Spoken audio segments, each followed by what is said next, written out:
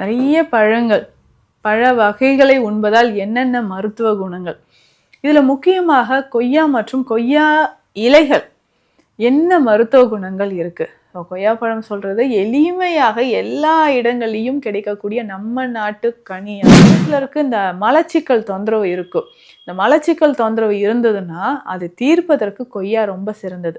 ஒரு சிலர் நினைச்சிட்டு இருப்போம், நம்ம இந்த கொய்யா இந்த விதையோடு சாப்பிட்டுட்டு விதை முழுங்கிட்டோம்னா நமக்கு மலச்சிக்கல் வந்துடும், அதனாலே நான் கொய்யா கனிலாம் சாப்பிட்றது இல்லை. அந்த விதைகள் உள்ள போச்சுனாவே கான்ஸ்டிபேஷன் வரும். ஹேர் கண்டிஷனர்லாம் நம்ம யூஸ் பண்றோம் இல்லைங்களா, அது எல்லாமே தேவையே கிடையாது. ஸோ டேண்ட்ரஃப் இருக்குது அப்படின்னு சொல்கிறவங்க, ஹேர் ஃபால் ரொம்ப சிவியராக இருக்குது அப்படின்னு சொல்கிறவங்க, இல்லைங்க எனக்கு கிரே ஹேர் நரைமுடி பிரச்சனைலாம் வந்துருச்சு அப்படின்னு சொன்னால் அதற்கு முக்கியமான ஒரு தீர்வுன்னு பார்த்தோம்னா இந்த வாரம் ஒரு முறை, ஸோ வீக்லி ஒன்ஸ் நம்ம இந்த இலைகளை பயன்படுத்தி நம்ம தலைகளை அலசிக்கிட்டே வரும்போது கூந்தலுக்கு ரொம்ப முக்கியமானது. சருமமும் நமக்கு பொலிவாக இருக்கும் அப்படின்னு சொல்லலாம். ஏன்னா முகத்துலையுமே இந்த தண்ணீரை வச்சு வாஷ் பண்ணிக்கிட்டே வரலாம். அவ்வளவு சத்துக்கள் இதில் இருக்குங்க.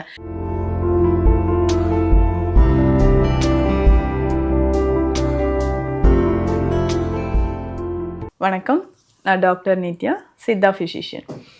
நிறைய பழங்கள், பழ வகைகளை உண்பதால் என்னென்ன மருத்துவ குணங்கள்? இதில் முக்கியமாக கொய்யா மற்றும் கொய்யா இலைகள் என்ன மருத்துவ குணங்கள் இருக்கு?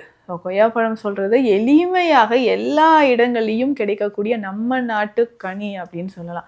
ஆனால் இதை விட்டு நம்ம எதேதோ ஃப்ரூட்ஸ்லாம் தேடி போயிட்டு இருக்கோம். அவ்வளவு சத்துக்கள் இதில் இருக்குங்க. கொய்யான்னு எடுத்துக்கும் போது அதுவும் இந்த நாட்டு கொய்யாலாம் அவ்வளவு இனிப்பா தேன் மாதிரி உள்ள நல்லா ஒரு டார்க் பிங்க் கலர்ல இருக்கும், டேஸ்டா இருக்கும். அந்த கொய்யாவை சாப்பிடும்போதே உங்களுக்கு உடலுக்கு அவ்வளவு ஆரோக்கியம் அப்படின்றது தெரியும். ஸோ பேர்ட்ஸ்லாம் பார்த்தா இதை விடாது. ஸோ நல்லா கனிந்த கொய்யா இருந்துச்சுன்னா மரத்துலேயே அது நல்லா ருசித்து சாப்பிட்ரும். ஸோ அவ்வளோ டேஸ்டியாக ஹெல்த்தியாக இருக்கக்கூடியது தான் கொய்யா கனி. இந்த கொய்யா கனியை இதில் இருக்கக்கூடிய சத்துக்கெல்லாம் விட்டமின் சி ரொம்ப அதிகங்க. உடல் முழுவதும் இருக்கக்கூடிய ஒவ்வொரு செல்களுக்குமே நமக்கு தேவையான ஊட்டச்சத்தை தரக்கூடியது. ஸோ பற்களுக்கெல்லாம் ரொம்ப வலிமையானது. இன்னைக்கு நிறைய பேருக்கு ஈறுகளில் ரத்தம் வடிதல் அப்படின்ற ஒரு பிரச்சனை இருக்கும். ஜிஞ்சுவைட்டிஸ் கண்டிஷன், ஈறு வீக்கம் இருக்குது, ரத்தம் வடியுது, இதெல்லாம் சொல்கிறாங்க இல்லையா. ஸோ இந்த மாதிரி ரத்தம் வடிதல் அப்படின்ற ஒரு பிரச்சனை இருக்குது. ஈறுகளை வலிமையாக்குவதற்கு இந்த கொய்யா பழம் நம்ம தினந்தோறும் ஒன்று சாப்பிட்டுட்டு வரலாம். அவ்வளோ நல்லது. விட்டமின் சி நிறைஞ்சிருக்கு, ஆன்டி ஆக்சிடென்ட்ஸ் நிறைஞ்சிருக்கு, இனிப்பு துவர்ப்பு சேர்ந்த ஒரு கனி. இந்த துவர்ப்பு சேர்ந்த கனி எல்லாமே பார்த்தோம்னா சர்க்கரை நோயாளிகளுக்கு நல்லது இல்லைங்களா.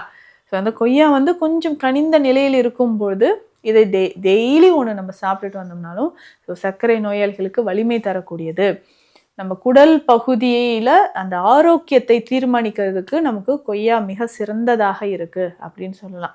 ஸோ ஒரு சிலருக்கு இந்த மலச்சிக்கல் தொந்தரவு இருக்கும். இந்த மலச்சிக்கல் தொந்தரவு இருந்ததுன்னா அது தீர்ப்பதற்கு கொய்யா ரொம்ப சிறந்தது. ஒரு சிலர் நினைச்சிட்டு இருப்போம், நம்ம இந்த கொய்யா இந்த விதையோடு சாப்பிட்டுட்டு விதை முழுங்கிட்டோம்னா நமக்கு மலச்சிக்கல் வந்துடும், அதனாலே நான் கொய்யா கனிலாம் சாப்பிட்றது இல்லை, அந்த விதைகள் உள்ள போச்சுனாவே கான்ஸ்டிபேஷன் வந்துடும்னு சொல்லுவாங்க. அந்த மாதிரி கிடையாது. ஸோ கொய்யா கனியாக நீங்கள் சாப்பிடும்போது விதைகளை நல்லா மென்று முழுங்கிடுங்க.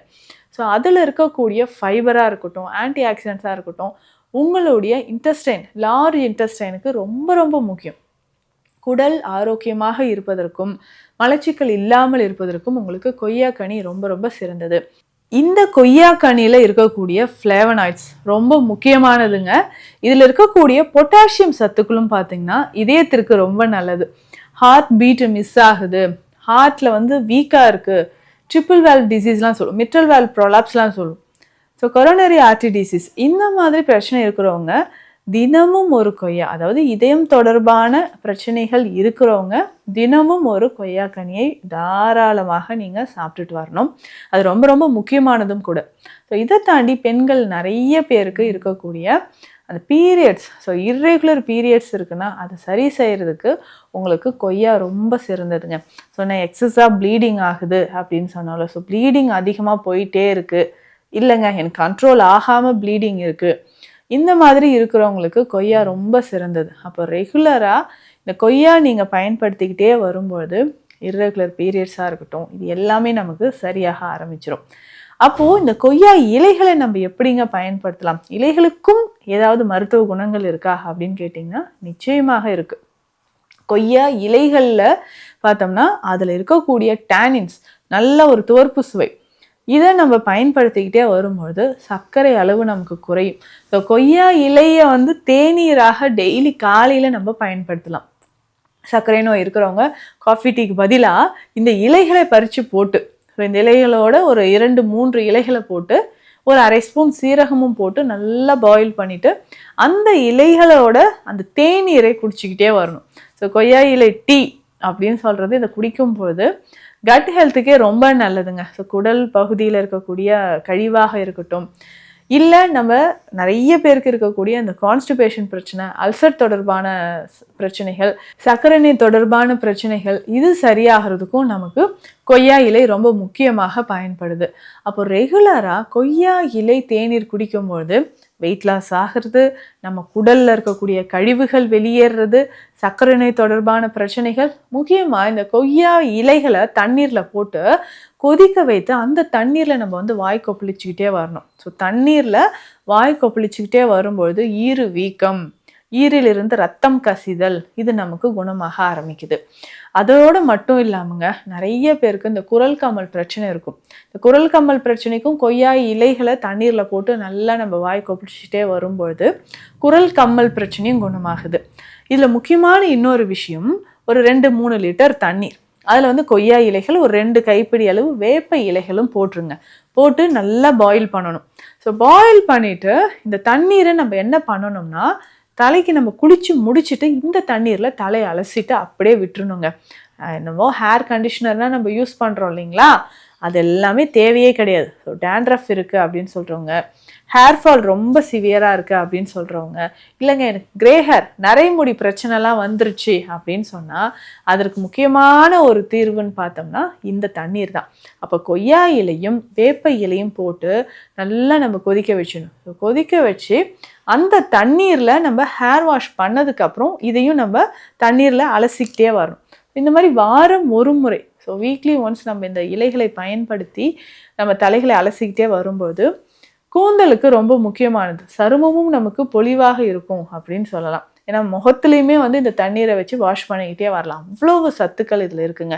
இன்னும் முக்கியமாக நிறைய பேருக்கு இந்த எக்ஸிமா, சொரியாசிஸ் மாதிரியான சரும பிரச்சனைகள் இருக்குன்னு வச்சுக்கோங்களேன், அதை சரி செய்யறதுக்கும் இந்த கொய்யா இலைகள் நமக்கு பயன்படுது.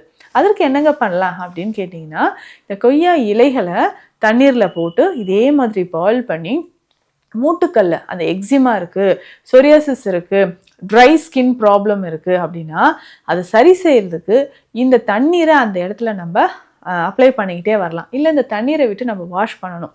இல்லை சித்த மருத்துவத்தில் இருக்கக்கூடிய இந்த நலங்கு மாவு பொடியோ குளியல் பொடியோ இதை பயன்படுத்தி நீங்கள் வந்து அந்த இடத்துல, நம்ம எக்ஸிமா இருக்கக்கூடிய இடத்துல, கால் மூட்டுக்கல்ல, ஆங்கிள் ஜாயின்ஸில் நிறைய பேருக்கு இருக்கும், அந்த இடத்துல இந்த பொடியெல்லாம் அப்ளை பண்ணிவிட்டு கொய்யா இலை தண்ணீரை வச்சு நம்ம வாஷ் பண்ணிக்கிட்டே வரலாம். ஸோ இந்த மாதிரி பண்ணும்போதும் ஸோ நமக்கு இருக்கக்கூடிய சரும பிரச்சனைகள் கொஞ்சம் கொஞ்சமாக குணமாகுது.